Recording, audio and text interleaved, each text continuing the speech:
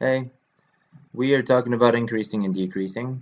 So what we like to do in math is come up with like complicated rules for things that seem fairly obvious, but we do need these rules. So let's talk about it. All right, so first we're talking about increasing. And so a function is defined to be increasing if for whatever two intervals, x2 coming after x1, so like 1 and 3 or something. If it's increasing, that implies that the y value for x1 is less than the y value for x2. All right, and it's the opposite for decreasing. So x1 and x2, and it's decreasing, that means that my y value for x1 is greater than the y value for x2. All right, so here are my definitions for increasing and decreasing. And so we have some tests, I guess. And so basically, if my first derivative is positive, okay, meaning it's greater than 0, then f is increasing.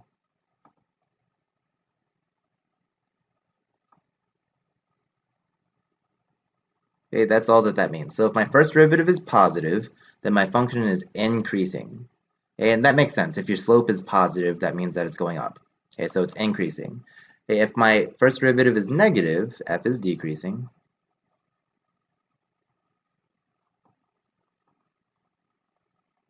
Okay, and if my first derivative is 0, that means that f is constant. That's a horizontal line.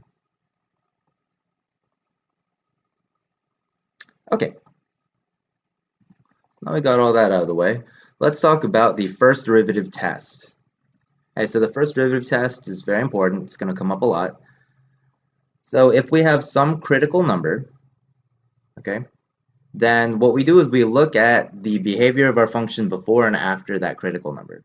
Okay, so basically at c, so whatever critical number is, at c, if my derivative changes from negative to positive, okay, that means that that point is a relative minimum.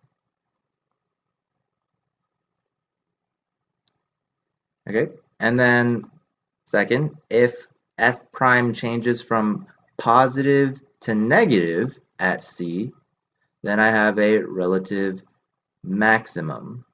And it makes sense if you think about it. Okay, so if I'm decreasing and then I'm increasing, and this is c, that means I have a minimum. And if I'm increasing and then decreasing all of a sudden, and again this is c, that means I have a maximum there. Right, so that's what the first derivative test tells me. It's a test for relative extrema. It tells me what's going on at my critical number. All right, so for my first example, I want to find the intervals where f is increasing and decreasing, identify all the points, identify all my extrema, justify my answers, yada, yada, yada. Sketch a graph. Okay, so first thing we got to do is find my critical point. So I need to take my first derivative. So I get x squared minus 2x minus 3. And I need to set this bad boy equal to 0, find my critical points. All right, I can factor this. So x minus 3, x plus 1. That means that x equals positive 3 and negative 1. So here are my critical points. Here are my critical points. All right.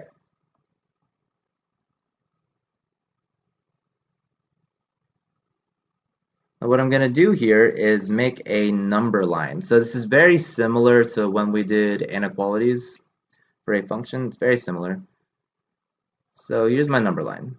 Okay, and what I'm going to put on this number line are my critical values. I don't know why I just did that. Here's negative 1. Here's 3. And what I want to know is what the function is doing in between these values.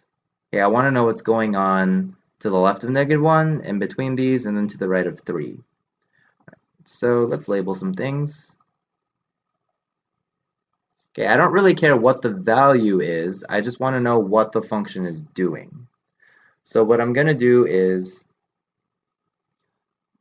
pick some points. Okay, you can pick whatever point you want to test each of these intervals. We're going to plug them into the first derivative. Okay, it's the first derivative test, so I'm going to plug them into the first derivative. All right, so I need to pick a point less than negative 1. All right, let's pick negative 2. So what I need to do is find f prime of negative 2. Okay, that gives me negative 5 times negative 1. It's easiest to plug it into factored form. That gives me positive 5. Okay, again, I don't really care what the number is. I just want to know if it's positive or negative. So I know my first derivative is positive. That means that my original function is increasing. Okay.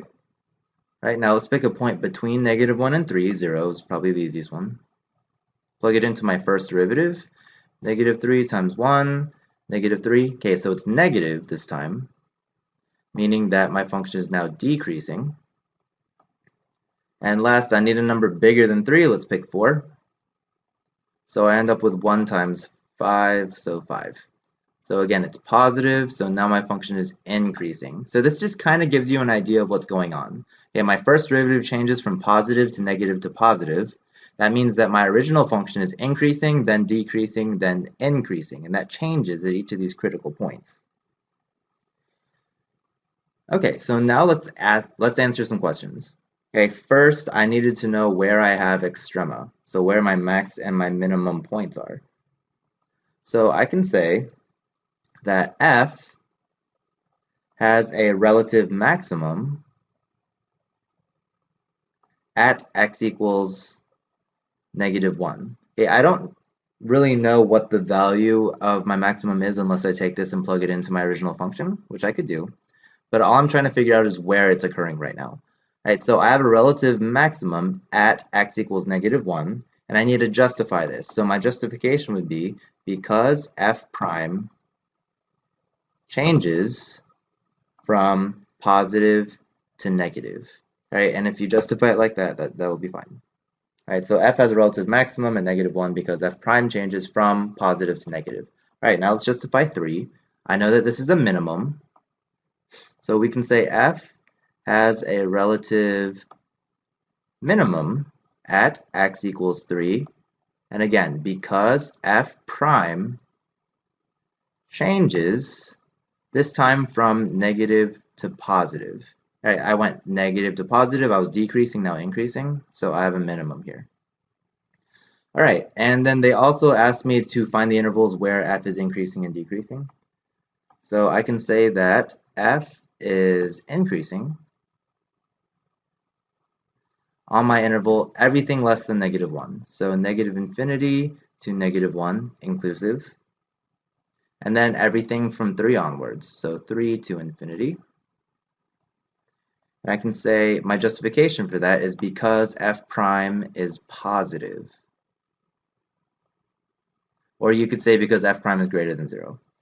All right, and f is decreasing. I don't know why I did this. Okay, that should say is. Okay, so f is decreasing between -1 and 3 inclusive because f prime is, we can say less than 0. So you could say it's negative or you could say it's less than 0. Either one is acceptable. All right, that's our first example. Let's keep going. Okay, so let's practice doing the exact same thing with a new function. All right, so this time I'm given x squared minus 4 to the 2/3 power. First thing I need to do again is find the derivative. So I'll take the derivative, we drop to 2/3 down.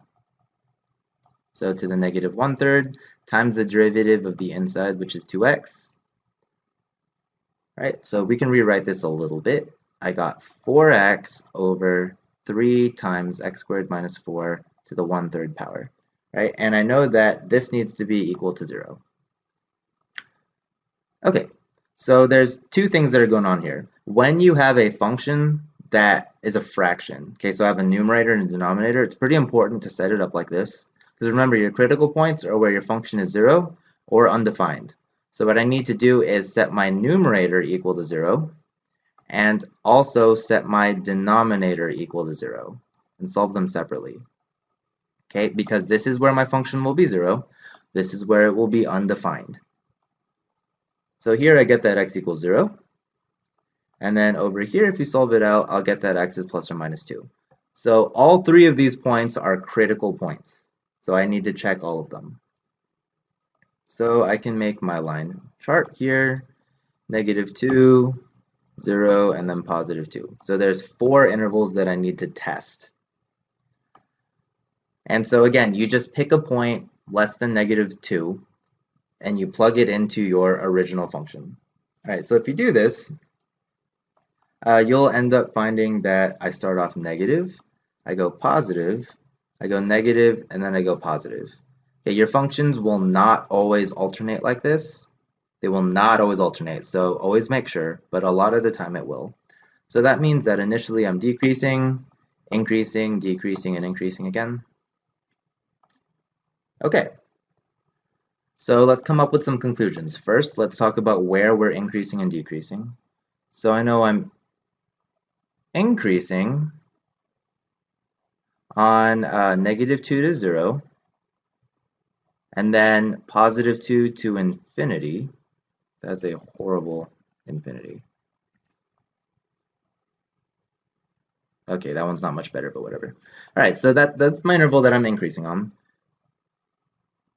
I know that I'm decreasing on my other intervals, so -infinity to -2, and then 0 to +2. All right, so that's where I'm increasing and decreasing. Now let's justify our minimum and our maximum values. So I'm going down and up, down and up. So I know that I have relative minima at x equals -2 and +2, and I have a relative max at x equals 0 because I'm going from positive to negative. Okay, so I got my increasing and my decreasing interval. I got my relative minimum and maximum values. That's it for these notes. So I'll see y'all later.